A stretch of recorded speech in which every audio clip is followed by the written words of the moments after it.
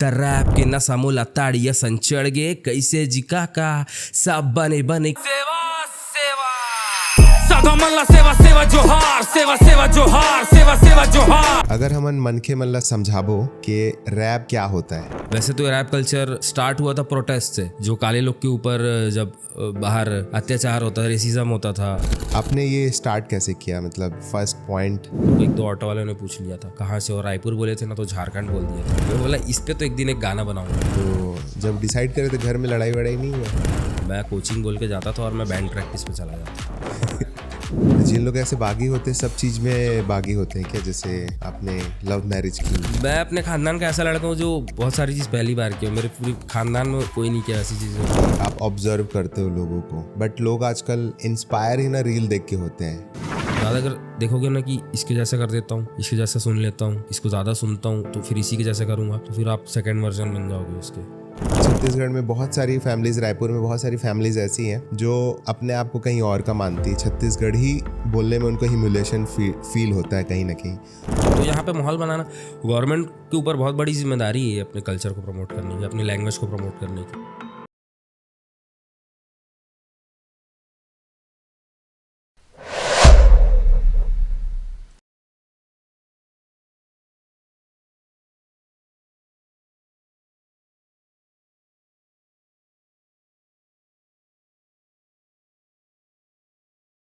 तो आज के पॉडकास्ट में मैं काफ़ी नर्वस हूँ बिकॉज हम लोग हैं नॉर्मल बातचीत करने वाले लोग, और मेरे साथ जो गेस्ट हैं वो बातचीत नहीं करते हैं, वो राइम में बात करते हैं और फास्ट बात करते हैं और लिरिक्स के साथ रिदम में बात करते हैं।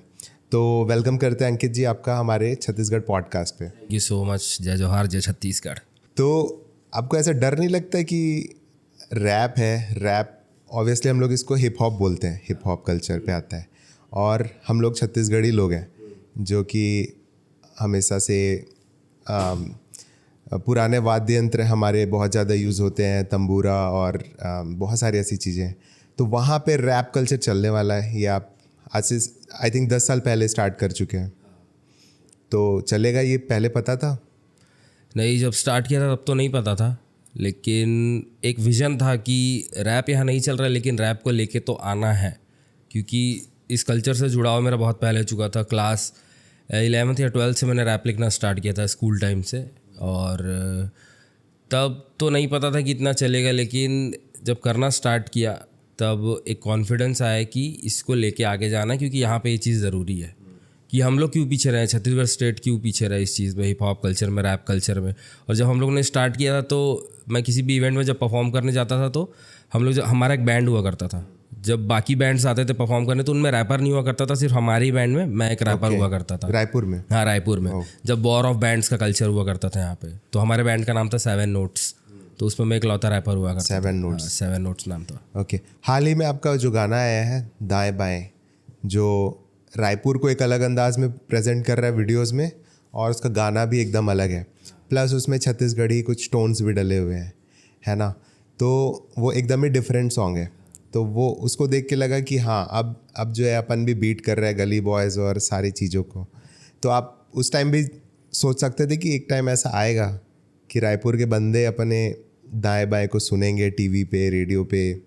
नहीं, तब तो इतना आगे का तो नहीं सोचा था हमने। ये करते करते ही चीज़ें पता चली कि एक के बाद एक जब गेट खुलता गया, और जो ये दाएं बाएं अभी जो रिसेंट आया है, और इसको देखने के बाद और इसका फीडबैक देखने के बाद, जब इसको थिएटर पे भी मैंने सुना, इस मूवी को देखा, तो मुझे लगा कि हाँ, कि अब जो लोगों का जो मैंने रिस्पॉन्स देखा दाएं बाएं के प्रति, तो मुझे लगा कि हाँ, कि अब एक मैच्योर हिप हॉप को एज मतलब सीरियस लिया जा रहा है, इस कल्चर को भी सीरियस यहाँ पे लोग लेना स्टार्ट कर दिए। क्योंकि पहले क्या होता था, थोड़ा आदमी हल्के में लेता था यहाँ पे रैप, और रैप को केवल छोटा सा डाला, छोटा सा ऐसा फिलर यूज़ किया जाता था, एज अ फिलर की गाने के बीच में एक फिलर आ जाए, 15 सेकंड का, 20 सेकंड का आ जाए, तो एक केवल फीट अंकित रैपर लिख दिया जाता बस फीचरिंग रैपर अंकित हो जाए। लेकिन मेन स्ट्रीम पे अभी जो हिप हॉप अब आ रहा है, सिनेमा में आ रहा है, थिएटर्स में आ रहा है, तो ये एक बहुत, देखा जाए तो बहुत ही अच्छी चीज़ है कि इस रैप कल्चर को भी एक स्टेज मिल रहा है। यहाँ पे प्रोड्यूसर, डायरेक्टर समझ रहे हैं कि रैप का एक महत्व होता है, कि ये पूरा एक फुल ट्रैक भी हो सकता है किसी गाने में, किसी मूवी में एक फुल ट्रैक भी हो सकता है। जैसे मैंने दस्तावेज़ की थी इससे पहले, मेरी फर्स्ट मूवी थी दस्तावेज़ अनिल सिन्हा भाई के साथ पे, तो उस पर भी फुल ट्रैक ही था। तब अब जब से वो स्टार्ट किया तो अब एक अलग कॉन्फिडेंस है, सीन में भी अलग कॉन्फिडेंस है बंदों के बीच में कि हाँ, मैं बहुत सारे जो मेरे भाई मिलते हैं रैपर भाई लोग, उनको वो भी बोलते हैं मुझे देख के कि भाई अब लग रहा है कि अपन हिट करेंगे, मेन स्ट्रीम को धीरे धीरे बाहर भी निकलेंगे। वैसे ही अभी जैसे मैं बाहर सुनता हूँ काफ़ी, तो अचानक से एक नाम आ गया हनुमान काइंड, जो पूरे वर्ल्ड लेवल पे अपने इंडिया को रिप्रेजेंट कर दिया है। वैसे ही अभी अपने छत्तीसगढ़ में एक दाएं बाएं है जो बाहर के लोग भी उसको सुने हैं, है ना। तो कितने ईयर्स तक आपको लगता है कि छत्तीसगढ़ पे ऐसा कोई सॉन्ग बन जाएगा जो वर्ल्ड लेवल पे छत्तीसगढ़ को रिप्रेजेंट करेगा? हाँ, छत्तीसगढ़ के फ्यूजन म्यूज़िक को डाल देगा। वो कहीं से भी निकल सकता है, ज़रूरी नहीं किसी रायपुर से रैपर अंकित वो गाना निकाले। अभी तो मैं देख रहा हूँ सोशल मीडिया पे कि एक से एक रैपर, मतलब अंडरग्राउंड रैप सीन में भी बहुत अच्छे अच्छे रैपर है जो कुछ भी निकाल सकते हैं कभी भी। आज की डेट एकदम अनएक्सपेक्टेड है आज के टाइम पे कि कहाँ से क्या निकल जाए। अभी फॉर एग्जांपल आप वो देख लो, परम जो पंजाबी आर्टिस्ट है, छोटी सी बच्ची जो, वो ही इतना छोटा पैकेट बड़ा ब्लास्ट कर दिया उसने। तो कोई गाना आपके स्टेट को रिप्रेजेंट करे वो कहीं से भी और कभी भी निकल सकता है, क्या पता मेरा ही निकल जाए। अगर हमन मनखे मल्ला समझाबो कि रैप क्या होता है, मतलब क्लासिकल समझ में आता है, ठीक है, छत्तीसगढ़ी बोलने से अपने को एक धुन समझ में आ जाता है। अगर मैं बोलूँ रैप है, रैप कल्चर है, हिप हॉप कल्चर है, तो कैसे समझेंगे इसको? रैप, इसके नाम में ही इसका पूरा मीनिंग छुपा हुआ है। Rap, RAP, rap, rhythm and poetry. Rhythm के साथ अपनी बात कहो।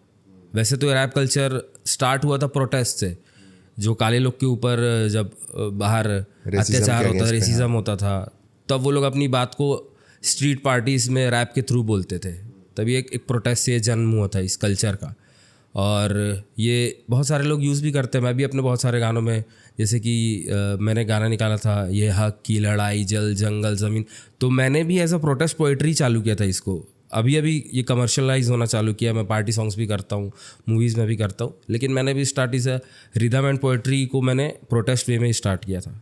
किसको देख के आप स्टार्ट किए थे? ये किससे इंस्पायर हुए थे? मैं तो माफिया मुंडीर से इंस्पायर हुआ था, हनी सिंह का जो ग्रुप था। ये एमी वे वगैरह से नहीं? बहुत बाद में सुनना स्टार्ट किया मैं। हाँ, मतलब जब मैंने सुनना स्टार्ट किया था तब तो पंगा वगैरह का टाइम चल रहा था, दिलजीत, हनी सिंह, तो वो सब वो ब्लूटूथ टाइम से सुनते आ रहा हूँ मैं।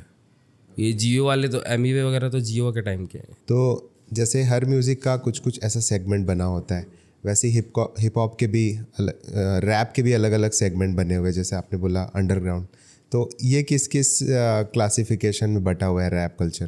रैप कल्चर एक अंडरग्राउंड, एक कमर्शियल, दो ही कैटेगरी है इसकी मेरे हिसाब से, जितना मैं जानता हूँ। कि एक होता है बहुत रफ टफ बात करना, एक होता है बेचने वाला गाना बनाना, पार्टी सॉन्ग्स हो गए, एक होता है स्ट्रेट टॉक करना, वो अंडरग्राउंड हो गया। आप रैप के साथ साथ लिखते भी बहुत अच्छा है। पहला जो मेरे को इंसिडेंट याद है कि जब मैं पढ़ाई कर रहा था, मोर संसार हिट कर रहा था, वहाँ पे मैंने आपका नाम देखा था कि अंकित ने ये सॉन्ग लिखा है। और अन्वेश भैया लोग का जब पॉडकास्ट किया तब उसने बताया कि अंकित भैया का पॉडकास्ट लेना ही लेना है, ठीक है। तो लिखने की जर्नी कैसे चालू हुई? लिखने की जर्नी ऐसे चालू हुई, स्कूल में ऋषिराज और मैं क्लासमेट थे। अच्छा, एक ही? ओके, मेरे को नहीं पता था ये बात। पढ़े और सेम कॉलेज से पढ़े, सेम कोर्स किए हम लोग। तो लिखने का जर्नी मेरा ऐसा स्टार्ट हुआ कि लिखना तो मैंने पहले रैप ही स्टार्ट किया था, लेकिन मुझे गाने लिखने का शौक तब चढ़ा जब मैं शेर व शायरी बहुत सुना करता था, कुमार विश्वास वगैरह बहुत सुनता था मैं, तो गाने लिखने का भी शौक हो गया। अब वो रैप जो था वो तो मैं बोलता था, करता था, लेकिन एक जो शायरी वाला जो मेरा टेस्ट था कि शायरी वगैरह लिखना भी पसंद था, तो वो मैंने उसको as a lyricist song writer में कन्वर्ट कर दिया।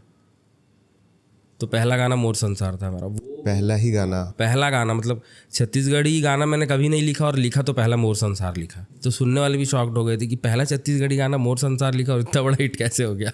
बट आप गाते रैप हो जो कि बहुत ही अलग होता है, और लिखा आपने इतना सॉफ्ट ट्यून मोर संसार, ये कैसे हुआ?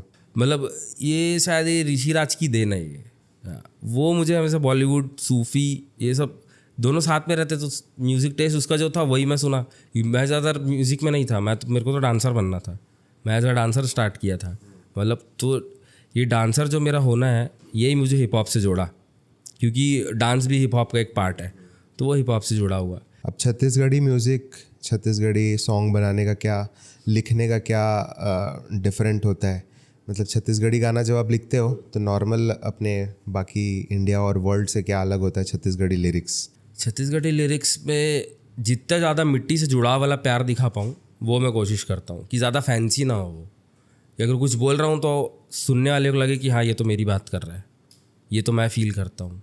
और शब्द कैसे उठाते हो? क्या आपकी शब्दावली इतनी स्ट्रांग है, छत्तीसगढ़ी इतनी स्ट्रांग है? स्ट्रांग नहीं है मेरी, मतलब ठेठ छत्तीसगढ़ी शब्दावली नहीं है मेरी, लेकिन एक सेमी छत्तीसगढ़ी मेरा डिक्शनरी है अच्छा, क्योंकि मैं बचपन से ये झुनुर झुनुर पैरी बाजे, मैं छत्तीसगढ़ी गाने सुनते आया हूँ, घर पे माहौल रहा है छत्तीसगढ़ी गानों का सीडी प्लेयर से, संतोष डीवीडी के टाइम से, तो वो मैं सुनता हुआ आया हूँ। तो आपका पहला गाना था रैप सॉन्ग सब बने बने, उसको अगर आप एक बार मैं भी फिज़िकली सुन लूँ कैसा होता है रैप, क्योंकि लैपटॉप पे सुनना तो अलग होता है, एक बार आप अगर सब बने बने गा दो। कैसे जी काका सब बने बने, कैसे जी भाचा सब बने बने, कैसे संगवारी सब बने बने, सब बने बने, सब बने बने, बने लागी स्मोला देख टूरी आई सूट में, ए टूरी बर खड़े हो जाहूँ मैं धूप में, झटका से माया हो गए एक इसने रूप, पूरा के पूरा सुंदरता के संदूक, पर मोर मितान कही थे माया में झन पड़ बे, तोला बनना बड़ा आदमी रेलवे फार्म भर दे, पर हिप हॉप से माँ कसम नजर जब लड़ गए, त रैप के नशा मोला ताड़ी असन चढ़ गए, कैसे जी काका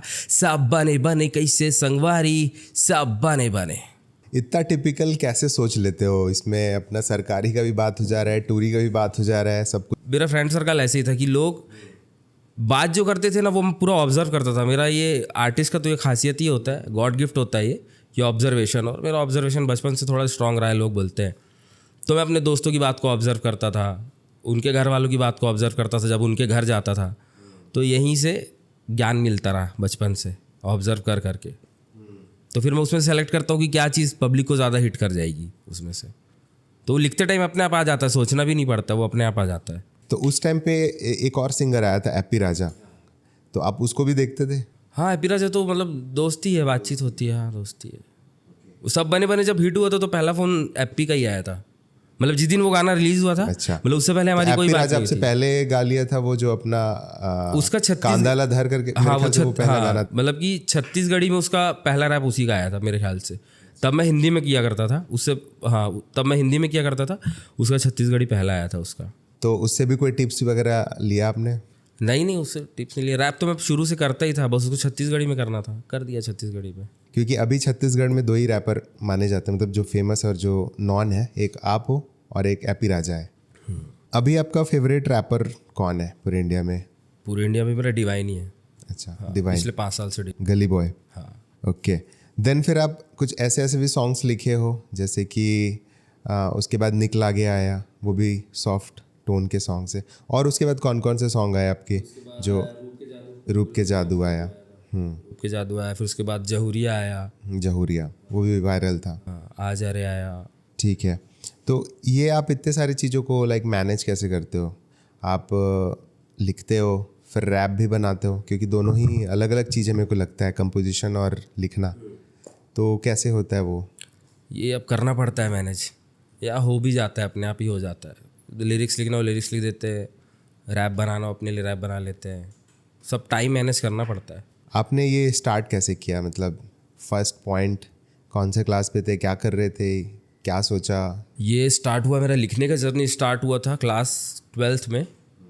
तो उस टाइम पे निर्भया कांड हुआ था दिल्ली में, 2013। मैं पहले कैसे लिखता था कि मजाकिया तौर पे लिखता था, चिढ़ाने के लिए किसी को। मेरे को राइमिंग मेरी अच्छी थी बचपन से, राइम करना, किसी भी 2 वर्ड को राइम कर देना, तो वो सब में माहिर था मैं। तो मैं ऐसे हंसी मजाक में किया करता था ये सब चीज़। तो जब मेरा एडमिशन, जब ये जहाँ पे ऋषिराज पढ़ता था वहाँ पे हुआ मेरा एडमिशन, तो ऋषिराज मेरे को बताया कि जो तू करता है ना उसको रैप बोलते हैं, अगर तू इसको सही सही वे में अच्छी चीज़ें लिखेगा ना तो ये रैप कहलाएगा। ऋषिराज भैया बड़े भैया है नहीं सबके लिए? हाँ, वो बड़े भैया टाइप का, हाँ वो बड़ा भाई जैसा ही है मेरा। तो उसने बताया कि भाई इसको अच्छे शब्दों में लिखेगा ना तो रैप बन जाएगा, तो इसको गाएगा ना तो लोगों को मज़ा आएगा। तब उस टाइम में निर्भया कांड हुआ था, तो मैंने उस पर लिखा था, ऐसे 8-10 लाइन उस पर लिखा था, और क्लास वालों को बैठा के सुनाया था मैं। रिस्पॉन्स लेने गए थे, ऋषि बोला कि चल अभी लोग को सुना, ये लोग बताएंगे कैसा है। मैंने सुनाया, वो लोग ताली बजाने लगे। मैं बोला बस, मतलब कि मैं सही चीज़ लिखा हूँ और सही बोला हूँ, तो ये चीज़ मैं कर सकता हूँ। ओके, देन फिर उसके बाद हम लोगों ने एक बैंड बनाया, जिसमें तब मैं ज़्यादा लिखाई मेरी उतनी स्ट्रांग नहीं थी कि हर 2 दिन में 3 दिन में मैं लिख लूँ।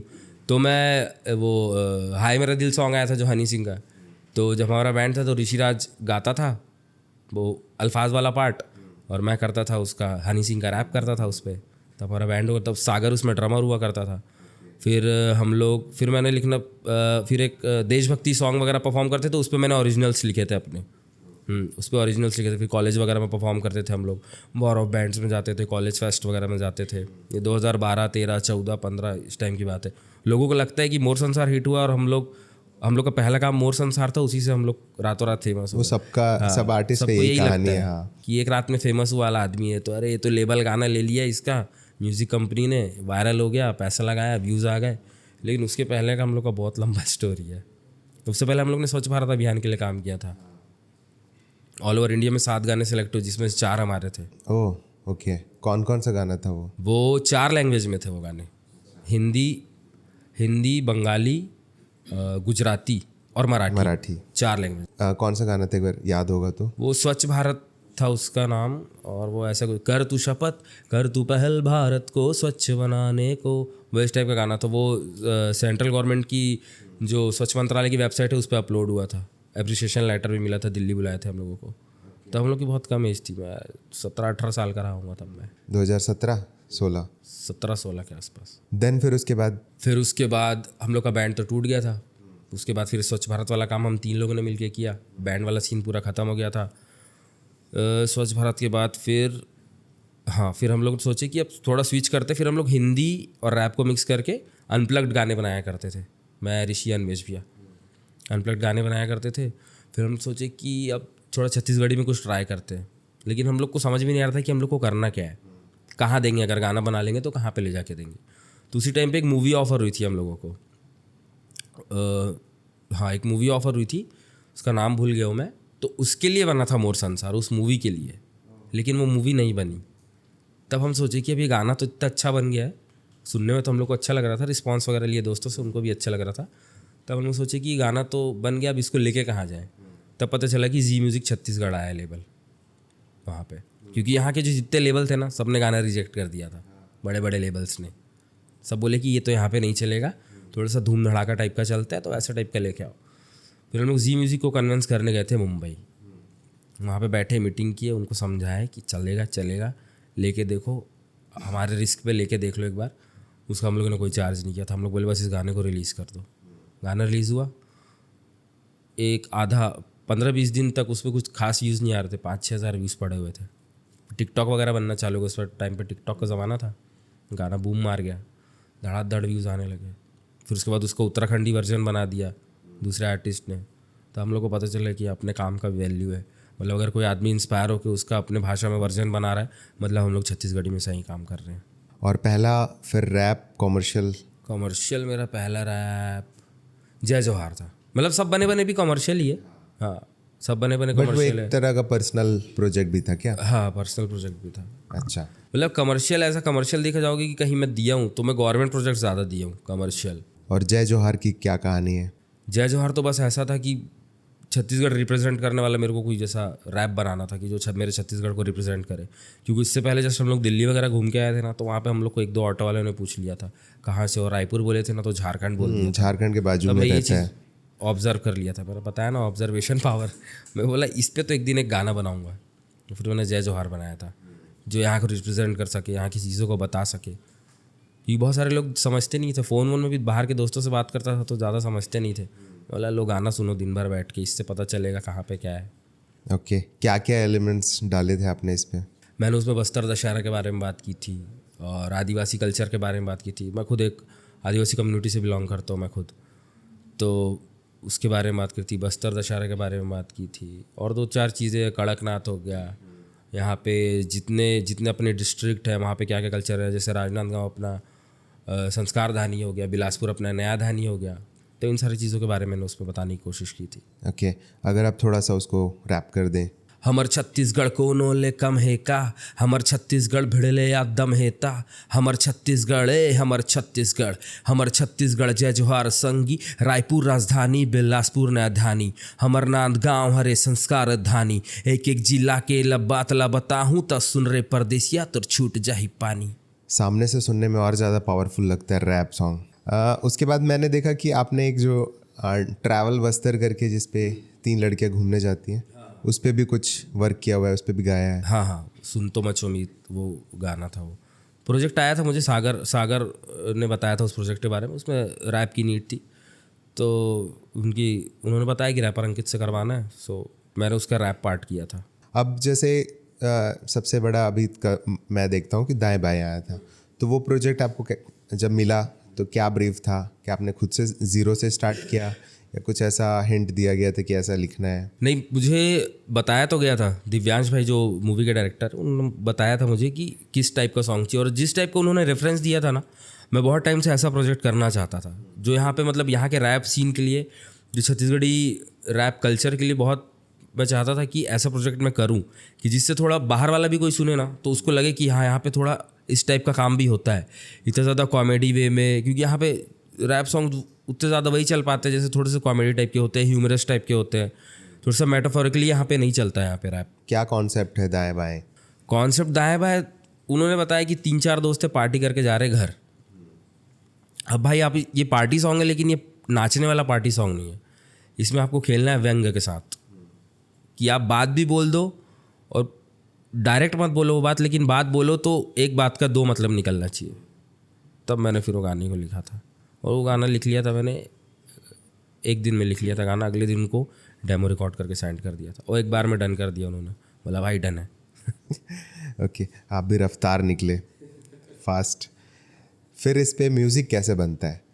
म्यूज़िक जो इस पे जो दाएं बाएं का जो म्यूज़िक बनाया RK, वो भी बहुत पुराना फ्रेंड है हमारा भी, मतलब वो भी ऐसे 10-12 साल से दोस्त है मेरा। तो रैपर जब करता है, कोई रैपिंग करता है, तो दिमाग में चलता है म्यूज़िक कि वो फिर बाद में पूरा प्रोसेस बात का रहता है? ये 2 टाइप से काम हो सकता है। या तो मैं पहले लिख लूँ, क्योंकि लिखते टाइम मेरे दिमाग में एक टेम्पो चलता रहता है, एक स्पीड चलते रहती है कि इसी स्पीड पर रहेगा। या तो फिर कई बार म्यूज़िक भी चलता रहता है, जो मैं म्यूज़िक डायरेक्टर को बता देता हूँ, प्रोड्यूसर को बता देता हूँ कि ऐसा म्यूज़िक चाहिए। लेकिन दाएं बाएं में मुझे पहले म्यूज़िक मिल गया था, उसके बाद मैंने लिखना स्टार्ट किया था। मतलब एक टेम्पो के लिए उसने मुझे दे दिया था, क्योंकि उसने कुछ प्लान करके रखा था कि गाने का स्ट्रक्चर ऐसा होगा, इतने बार्स होंगे, यहाँ पे हुक आएगा। तो उसने मुझे लिख के भेज दिया था, मतलब बना के भेज दिया था म्यूज़िक। तो उसके बाद फिर मैंने उस पर लिखना स्टार्ट किया, फिर रिकॉर्ड हुआ वो। इसीलिए काफ़ी प्रोसेस से हुआ, इसीलिए काफ़ी हिट गया ये। हमारे साथ मोस्टली क्या होता है ना, जिस गाने पे हम लोग एड़ी से चोटी का जोर लगा के मेहनत करते हैं ना, वो गाना नहीं चलता चलता है। हाँ, वो जो गाने ऐसे बैठे बैठे बन जाता है ना, ताली ऐसे चाय कॉफ़ी पीते बनाते हैं ना, फट से चल जाता है। ऋषि और मेरे सबसे ज़्यादा गाने हिट जो हमारे गाने बने ना, वो स्कूटी पे बने हैं। ऋषि की स्कूटी हुआ करती थी, उसको बेच तो नहीं दिया आप लोग? बिक गई यार वो, शायद उसने बेच दी वो स्कूटी। मोर संसार के टाइम की स्कूटी थी वो। रखना चाहिए वो ना, वो गाड़ी नहीं थी, वो इंस्ट्रूमेंट था, वो चलता फिरता इंस्ट्रूमेंट था वो उस पर सामने से बीट बनाता था, और फ़ोन में मैं उसको मोबाइल पकड़, जैसे उसके दिमाग में कोई धुन आती थी ना, बोलता था फ़ोन रिकॉर्डर चालू कर, और वो धुन गा लेता था। फिर वो धुन को मेरे को व्हाट्सअप करता था मुझे, फिर मैं उस पर लिखता था। यूजुअली ये जॉब में नहीं आता है, मतलब रैपिंग आर्टिस्ट, गायक, सिंगर। तो जब डिसाइड करे तो घर में लड़ाई वड़ाई नहीं हुआ? मैं जब पहला अपना रैप शो किया था ना, तो घर पे पता नहीं था कि मैं रैप करता हूँ। हाँ, मैं कोचिंग बोल के जाता था और मैं बैंड प्रैक्टिस पे चला जाता था, क्योंकि उससे पहले मैंने डांस की इच्छा जाहिर की थी जब घर में। तो ठीक है वाला आया था, ओके आया था, मतलब उतना ज़्यादा वाला ओके नहीं आया था, अच्छा करता है डांस वगैरह। तो फिर मैं बताया नहीं कि मैं रैप करता हूँ। मेरी फ़ोटो आई थी पेपर में से, मैग्नेटो में, मॉल में छोटा सा इवेंट हुआ था, हर सैटरडे संडे होता था। उसके पैसे ऐसे तो मिलते नहीं थे, अपना आर्ट परफॉर्म करो और जाओ वाला सीन था उसमें। हम लोग अपना पूरा बैंड वैंड समेट के ऑटो में भर के जाते थे, परफॉर्म करते थे। तो एक छोटी सी फ़ोटो आई थी मेरी, तब मम्मी देख के पूछती है, तू है क्या ये क्या कर रहा है, क्या होता है ये? ऐसा बोला, ये रैप होता है, रैप करता हूँ मैं। कहाँ करता है? बोला, ऋषि और मैं एक बैंड है हम लोगों का, 7 नोट्स नाम है उसका, हम लोग परफॉर्म करने जाते हैं, ड्रमर है उसमें, गिटारिस्ट है। अच्छा, तो रुक पापा को आने दे, ऐसा कुछ? मम्मी तो थोड़ा मम्मी को म्यूज़िक पसंद है, पापा हारमोनियम प्ले किया करते थे, तो उनको भी म्यूज़िक इंटरेस्ट, लेकिन उनको गारंटी नहीं थी ना कि इसमें क्या है, इसमें पूरा घुस गया, क्योंकि इस चीज़ का तो यहाँ पे कल्चर ही नहीं था उस टाइम पे। जिसके पास पैसा है वही कर पाता था। स्टूडियो रिकॉर्डिंग करना बहुत बड़ा बात होता, बहुत बड़ा खर्चा होता था। 500 रुपये 1 घंटे का उस टाइम पे भारी लगता था हमको, कमाते भी नहीं थे अपन। तो इस चीज़ में ज़्यादा घुस गया तो फिर पढ़ाई लिखाई का क्या होगा, ऐसा सोचते थे। ऐसा कोई ब्रीफ था कि आपको डॉक्टर बनना है, इंजीनियर बनना है? मेरे को तो गवर्नमेंट सर्विस वाला था। पापा पुलिस में, तो पापा तो 1-2 फॉर्म ला के रखे ही रहते थे कि इसको भर देना, ये SI का भर्ती होने वाला है, इसको भरना है। भर्ती वाला अपडेट आते रहता था मेरे पास, लेकिन अपन ने भरा ही नहीं कभी। तो कब फ़क्र हुआ घर वालों को? स्वच्छ भारत अभियान के टाइम पे स्वच्छ भारत अभियान का गाना सेलेक्ट हुआ हमारा, क्योंकि वो भी सरकारी काम था। वो सरकारी काम था क्योंकि उस पर दिखा ना पापा को दिल्ली गया है लड़का, सेंट्रल गवर्नमेंट का अप्रिसिएशन लेटर मिला है, साइन है उसमें IAS ऑफिसर का, पोस्ट वो कर दिया था। राष्ट्रपति से मिला था कि वो मतलब वहाँ से मिला था, प्रधानमंत्री आवास, उससे प्रधानमंत्री से मिला था, उनके ऑफिस से मिला था। तो उसकी फ़ोटो मैंने पोस्ट कर दी थी। अब इधर से पूरे रिपोर्टर्स का फ़ोन आने लगा था, पहली बार ऐसा हुआ था क्योंकि मैं KTU से पास आउट हूँ, तो जर्नलिस्ट लोग से फेसबुक में कनेक्शन रहता था। तो वो लेटर मैंने पोस्ट किया, सारे जर्नलिस्ट का फ़ोन आने लगा, हमारे जो सीनियर हुआ करते थे उस टाइम पे, इसको डिलीट करो, पहले हम छापेंगे। हम लोग बोले कि अरे इतना बड़ा बात हो गया क्या। रायपुर में उतरे तो रोज़ इंटरव्यू देने जा रहे हैं। जिन लोग ऐसे बागी होते हैं सब चीज़ में बागी होते हैं क्या? जैसे आपने लव मैरिज की हुई। मैं अपने ख़ानदान का ऐसा लड़का हूँ जो बहुत सारी चीज़ पहली बार की हो। मेरे पूरी ख़ानदान में कोई नहीं किया ऐसी चीज़ हो, मैं किया हूँ पहली बार। जैसे म्यूज़िक में पूरा घुस जाना, रैप कल्चर में घुस गया। मतलब कि सिंगिंग भी करता ना तो एक बार में पूरा सपोर्ट मिल जाता, लेकिन रैप था ना तो उतना ज़्यादा सपोर्ट नहीं था। फिर वो भी मेरे को प्रूफ करना पड़ा कि हाँ मैं रैप कर सकता हूँ। वैसे लव मैरिज भी अपने को प्रूफ करना पड़ा कि हाँ अपन सही कर रहे हैं। तो क्या लव स्टोरी आप लोग की? लव स्टोरी तो अपना स्कूल में मिले थे हम लोग। क्लास 11th में था मैं, मैडम 10th में थी। फिर वहाँ पे पसंद की एक दूसरे को, लेकिन फिर स्कूल जब पास आउट हुए तो फिर बातचीत वगैरह बंद हो गई थी। बाद में कायनात ने मिला दिया सर। बोलते ना मिलना रहता है तो कहीं से भी मिल जाते हैं। फिर पूरा कॉलेज वगैरह सब पास आउट करके फिर एक दिन ऐसे अचानक दिवाली के आसपास ऐसे हैप्पी दिवाली वगैरह विश करने के लिए बातचीत चालू हुई। तो फिर वहाँ से मुलाकात, बातचीत चालू, पुराना प्यार जाग गया। ये बहुत बड़ा टिप है एक्चुअली में कि अगर आपका अभी कोई नहीं है तो एटलीस्ट पुराने स्कूल के लोगों को मैसेज करो। नहीं वाइब अगर आ रही है वैसी तो बिल्कुल कर लो। अगर आपको लग रहा है कि यही है जो मुझे संभाल सकती है, संभाल सकता है, मैं अब लाइफ के ऐसे मोड़ पे हूँ जहाँ मुझे किसी सच्चे की ज़रूरत है, तो जहाँ आँख बंद करो, भगवान का नाम लो, बाय तुरंत मैसेज कर दो भाई। तो अभी अर्निंग का सबसे बड़ा सोर्स क्या है? रैप में अर्निंग कैसे होता है छत्तीसगढ़ में? रैप में अर्निंग वैसे तो यूट्यूब से लोग बोलते हैं, लेकिन यूट्यूब से उतना आता नहीं है ना। रैप का अर्निंग है कि यहाँ पे कुछ लेबल्स को गाने सेल करता हूँ, मैं अपना बता रहा हूँ, बाकी का तो नहीं पता मुझे। या गवर्नमेंट प्रोजेक्ट्स हो गए, सबसे ज़्यादा गवर्नमेंट प्रोजेक्ट्स यहाँ पे है सोर्स ऑफ इनकम। हाँ, इलेक्शंस के टाइम पे रैपर्स को बहुत याद किया जाता है आजकल, इलेक्शन के टाइम पे। आजकल तो सरपंच के चुनाव से लेके राष्ट्रपति के चुनाव तक सब में रैप होता है। तो मैं मतलब यहाँ की गवर्नमेंट के लिए भी काम करता हूँ, सेंट्रल गवर्नमेंट के लिए भी काम करता हूँ इलेक्शंस के टाइम पे। रैपर के कॉन्सर्ट्स भी पॉसिबल हैं क्या फ्यूचर में? कॉन्सर्ट यहाँ पे तब आ पाएगा, सही बताऊँ तो सिंगर्स के भी, छत्तीसगढ़ी सिंगर्स के भी उतने बड़े कॉन्सर्ट यहाँ पे नहीं होते। अगर आप देखेंगे तो रायपुर में आपको ऐसा नहीं दिखेगा कि आज ये नाइट से, आज वो नाइट से। मतलब यहाँ का जो कोर यूथ है ना, वो छत्तीसगढ़ी म्यूज़िक से क्यों नहीं जुड़ पा रहा है? क्योंकि छत्तीसगढ़ी लैंग्वेज जो है ना वो बैरियर बन रहा है, क्योंकि यहाँ के स्कूल्स में छत्तीसगढ़ी लैंग्वेज नहीं है। अब जैसे छत्तीसगढ़ी लैंग्वेज अगर स्कूल में पढ़ाई जाएगी तो वहाँ से जो इंसान निकलेगा तो एक छत्तीसगढ़ी माइंडसेट से निकलेगा, जो यहाँ के क्लब्स में जाएगा, पब्स में जाएगा, कॉन्सर्ट्स में जाएगा, जो यहाँ पे बड़े बड़े इवेंट्स होते हैं। तो वहाँ पे लिसनर ही नहीं है, तो छत्तीसगढ़ी सिंगर या रैपर को उतना ज़्यादा महत्व नहीं दिया जाता। जैसे बाहर के स्टेट्स में मराठी रैप का बहुत अच्छा कल्चर है वहाँ पे। तो वहाँ के क्लब्स और पब्स में सैटरडे नाइट्स को हिप हॉप नाइट्स होती है और वो मराठी में ही रैप करते हो वहाँ के बंदे, और लोग सुनते हैं, वाइब करते हैं, कूदते हैं। क्यों? क्योंकि बचपन से उन्होंने मराठी सुनी है, पढ़ी है, किताबों में पढ़ते आए हैं, तो उनका इंटरेस्ट है। बजा है हर तरफ, रोड में, ट्रेन्स में। यहाँ पे माहौल देखने नहीं मिलता। यहाँ पे तो हम लोग लास्ट ईयर जब हम लोग कोर्टयार्ड मैरियट में न्यू ईयर में परफॉर्म किया था, हम लोग को वहाँ पे सोच रहे थे हम लोग कि हम लोग छत्तीसगढ़ी ट्रैक को परफॉर्म करें कि नहीं करें, लेकिन मैंने कर दिया था। मैं बोला बजा दे भाई, और हम लोग को रिस्पांस बहुत अच्छा मिला, लोगों को मज़ा आ रहा था छत्तीसगढ़ी सुनने में। तो यहाँ पे जो इवेंट कॉन्सर्ट्स वगैरह होते हैं ना, उन लोगों को ये एक बार रिस्क लेके देखना चाहिए। मेरे को क्या लगता है, जब से सोशल मीडिया आया है ना, लोगों की एक्सेप्टेंस थोड़ी सी बढ़ रही है। जैसे आप देखो कि सुनील सोनी का कोई भी म्यूज़िक अगर डल जाता है तो फिर वो हरियाणा का हो चाहे पंजाब का, वो झिझकता नहीं उसको यूज़ करने के लिए, कि वो यूज़ कर लेता है। सेम अभी क्या होता है कि छत्तीसगढ़ में बहुत सारी फैमिलीज़, रायपुर में बहुत सारी फैमिलीज़ ऐसी हैं जो अपने आप को कहीं और का मानती है, छत्तीसगढ़ ही बोलने में उनको ह्यूमिलेशन फील होता है कहीं ना कहीं। एक ही रीज़न है कि वो उस कल्चर के अराउंड है ही नहीं, कि कोई छत्तीसगढ़ी बोले आसपास या बातचीत हो तो नहीं हो पाता। तो यहाँ पे माहौल बनाना गवर्नमेंट के ऊपर बहुत बड़ी जिम्मेदारी है, अपने कल्चर को प्रमोट करने की, अपनी लैंग्वेज को प्रमोट करने की। उनको स्कूल में इसको लाना ही चाहिए। मेरे को लगता है छत्तीसगढ़ के बारे में केवल उन्हीं लोग जानते हैं जो CGPSC की तैयारी की है। यहाँ भी रायपुर में एक लड़के को उठा दूंगा अगर मैं कहीं से भी कि बता भाई छत्तीसगढ़ के बारे में, वो सोच में पड़ जाएगा क्या बोलना है, कैसे बताऊँ। अब उसकी भी गलती नहीं है, उसको भी वैसा माहौल नहीं मिला। वो तो हमने सोचा कि छत्तीसगढ़ के कल्चर के लिए, यहाँ के म्यूज़िक के लिए कुछ करे, तब हम उस चीज़ में घुसे, उस चीज़ के बारे में जानने की कोशिश की। अन्वेश भैया ने सर्च किया, देखा छत्तीसगढ़ी इंस्ट्रूमेंट्स क्या होते हैं, मैंने छत्तीसगढ़ी गाने और सुने कि मेरा डिक्शनरी कैसे स्ट्रांग हो। हम लोग घुसे उस चीज़ में क्योंकि हम लोग को यहाँ के लिए कुछ करना था। क्या जो म्यूज़िक है आपको लगता है कि छत्तीसगढ़ का रुख सा गया है, जो एक म्यूज़िक बन रहा है वही बार बार सेम सिंगर बार बार आ रहा है, सेम टाइप के म्यूज़िक भी बार बार आ रहे हैं? मैं अभी ये देखा हूँ 2-3 साल से, 2-3 साल से मैं देखता आ रहा हूँ कि यहाँ पे जो गाने बनते आ रहे थे वो कंटिन्यू वो गाने वैसे ही बने, और वो चीज़ का टेस्ट ख़त्म हो गया लोगों के अंदर। वो लोग बोर हो गए, मुझे ऐसा लगता है।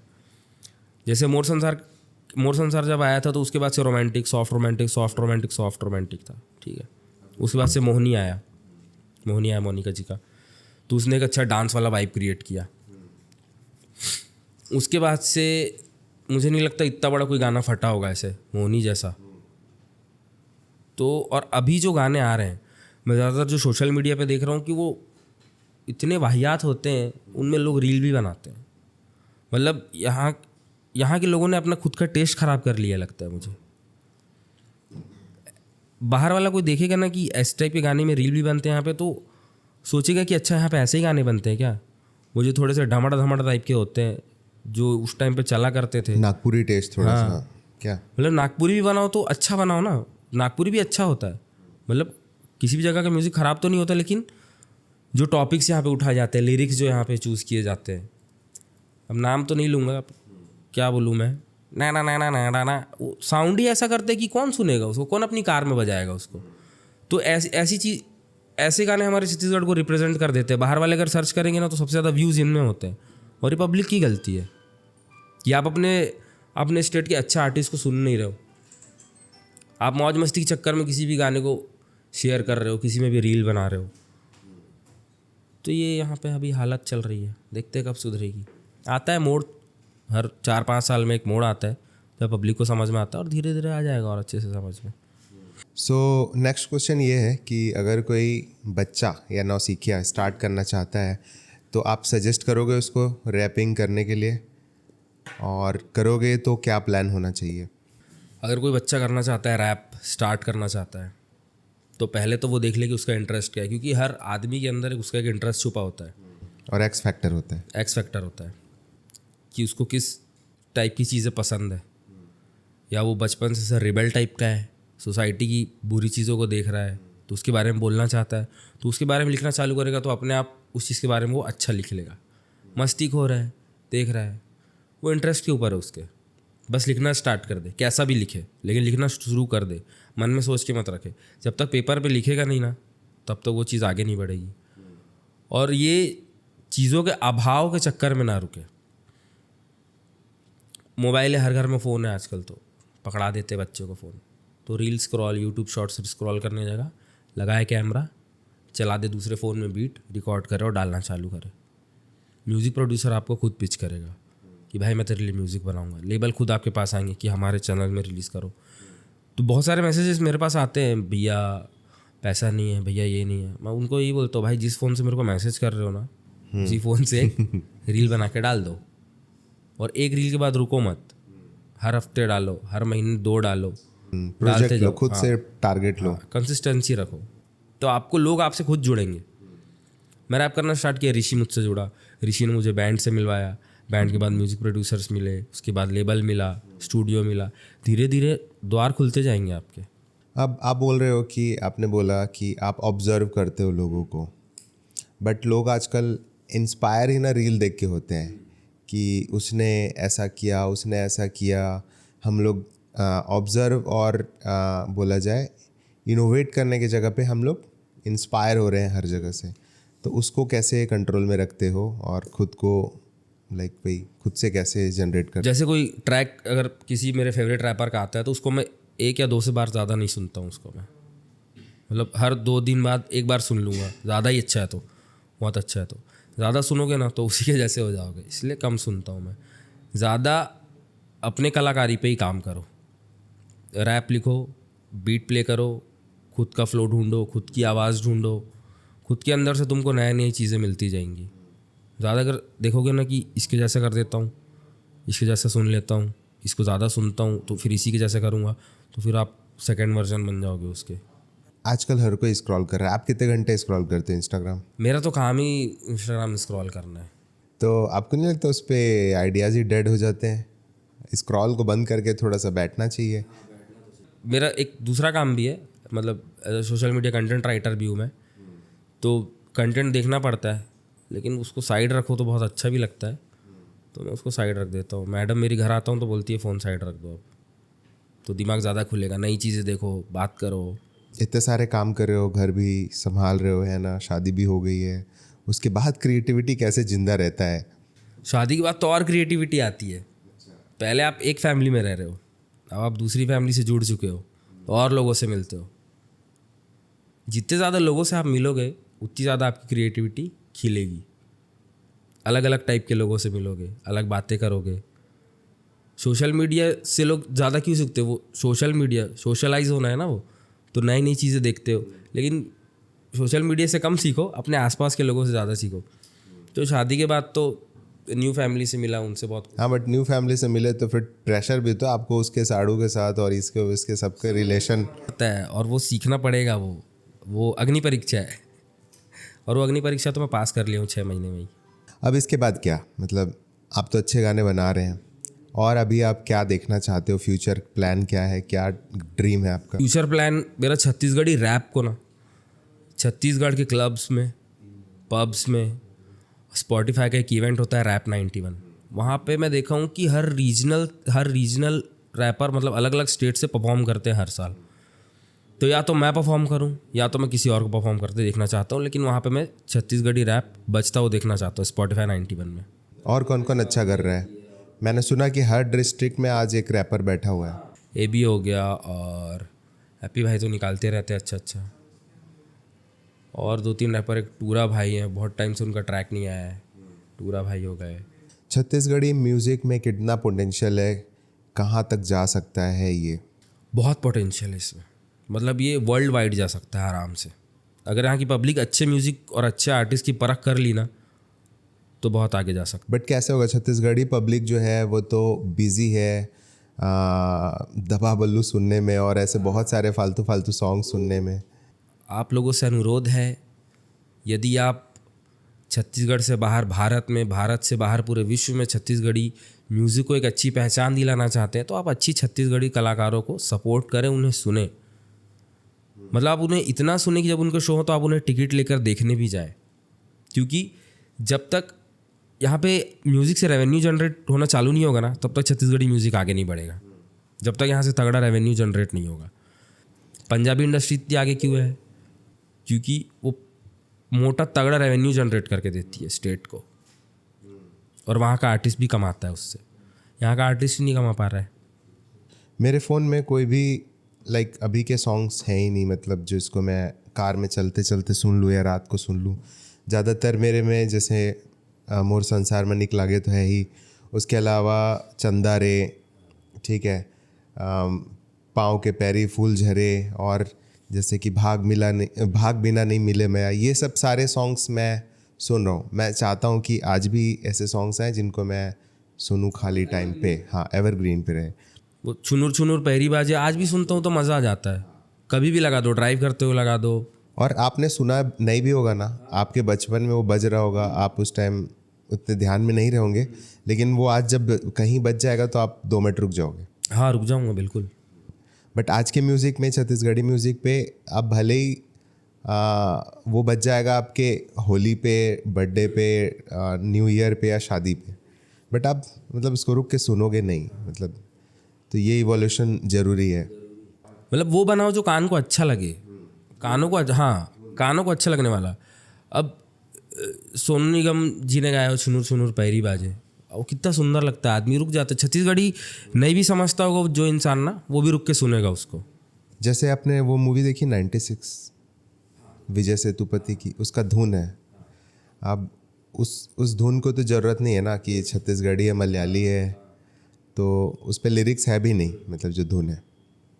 तो हमारे भी छत्तीसगढ़ के जो वाद्य यंत्र हैं बहुत सारे 20-30 से ज़्यादा है जो यूज़ होते हैं। हाँ, जो बांसुरी फ्लूट्स है। हाँ, जो रील स्क्रॉल करते हुए सोशल मीडिया में दिख जाए तो आदमी समझ जाता है छत्तीसगढ़ी गाना बजने वाला है, तो कानों को सुंदर लगता है ना। तो आदमी को, अगर यहाँ के जितने भी आर्टिस्ट हैं, तो मैं तो ये बोलूँगा कि भाई कि आप बनाओ, लेकिन कान को अच्छा लगने वाला बनाओगे, तभी ऊपर उठ पाएंगे अपन। और समय दे कि हाँ, समय दे के बनाए, कुछ सोचे समझे कि हमारा जो इतना रिच कल्चर है, जो हाँ मिक्स करो ना, आप सरगुजा और बस्तर को मिक्स करो। जहाँ सोनू निगम जी, लता मंगेशकर जी जैसे लोग जहाँ पे गाना गाए हैं, जिस इंडस्ट्री में गाना देखे गए इतने पुराने पुराने मूवीज़ में, तो आप उसको ज़िंदा रखने की कोशिश करो। एक रात में वायरल होने के चक्कर में आप ढड़न ढड़न भड़न भड़न बना दोगे, तो आने वाली जनरेशन फिर पूछेगी कि क्या किए हम लोग के सीनियर लोग यहाँ पे, तो उसका जवाब तो देना पड़ेगा ना। ऑडियंस और आर्टिस्ट दोनों डिपेंडेंट होते हैं। जब तक ऑडियंस सुनेगी नहीं, आर्टिस्ट बनाएंगे नहीं, और आर्टिस्ट बनाएंगे नहीं, ऑडियंस सुनेगी नहीं। ये बैलेंस करना बहुत मुश्किल होता है। बैलेंस, या सही बात है। और छत्तीसगढ़ में अगर इसको बनाना है ना, तो हमें थोड़ा सा सुनना पड़ेगा, एजुकेटेड होना पड़ेगा कि हम समझ पाए कि कैसे डाइवर्स हो रहा है ये नहीं कि एक धुन पकड़ लिए और हाँ। आज का जो पॉडकास्ट था, मैं अभी तक 70 पॉडकास्ट ले चुका हूँ, बहुत डिफरेंट था, बहुत इंगेजिंग था। मतलब पब्लिक को तो ये ज़रूर देखना चाहिए और शेयर करना चाहिए हर छत्तीसगढ़ी को कि कैसे हमारे छत्तीसगढ़ी म्यूज़िक पे इवोल्यूशन और ज़रूरी है। आदमी जब छत्तीसगढ़ को जाने तो छत्तीसगढ़ को ना जाने, एटलीस्ट म्यूज़िक की वजह से छत्तीसगढ़ को जान जाए। तो thank you for coming in Chhattisgarh podcast, और thank you so much for inviting me.